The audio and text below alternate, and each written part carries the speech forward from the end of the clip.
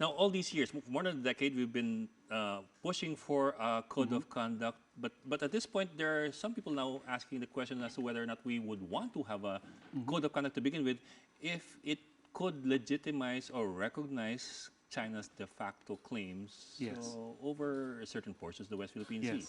So which is it now? Well, the thing is, when the Philippines first proposed the idea of a code of conduct, this was in the late 1990s and early 2000s.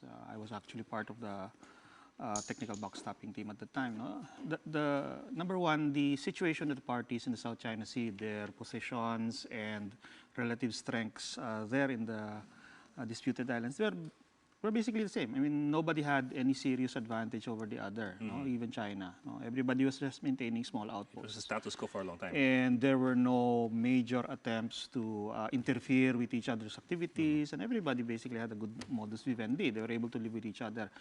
So a code of conduct was intended to really stabilize that status quo, preserve that atmosphere in the hope that eventually everyone can agree to the same set of rules and guidelines on how to conduct themselves. And this would be the first step towards resolving the disputes equitably among them in accordance with law.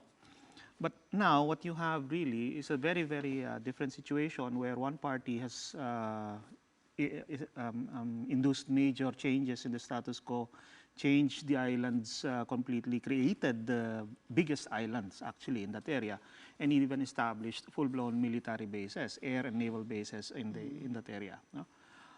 And they're setting out to establish absolute dominance in the region, not only in military terms, but also civilian terms. They've deployed their fishing fleets to completely their militia and continuously exploit the resources as well as act as militia.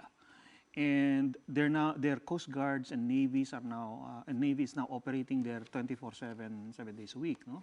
So this is an entirely different situation. The fear is that now, and especially at the time, when you compare it at the time, China, when it was all equal and when the situation was all equal, China was resisting a code of conduct. It's foot dragging basically. Now that it has achieved dominance, all of a sudden it has turned around and says that it wants a legally binding code. So you have to ask yourself, what has changed and why?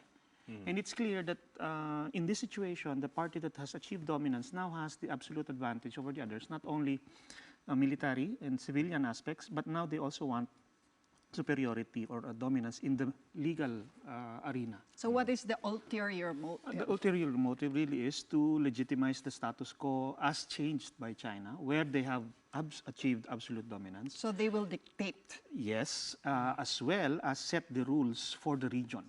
The idea, and we've seen from the proposals of China that have leaked out, it appears really the intention is to use the code of conduct now as a vehicle for them to establish that status quo, to maintain that status quo, to get the surrounding smaller states to accept that status quo, and to also give China a document that it can now use against non-regional powers like US, Japan, Australia, saying, using this basically as a ground for telling other countries, don't interfere anymore with whatever is happening here. We already have our own rules, our own means and methods. So you can just stay away. You can just keep away. And then it also has proposals. It has also made proposals which would essentially exclude everyone else from the region, no? Especially in terms of military activities and economic activities. No? China wants to establish itself not only as a dominant partner, but as the exclusive partner of all these surrounding smaller states.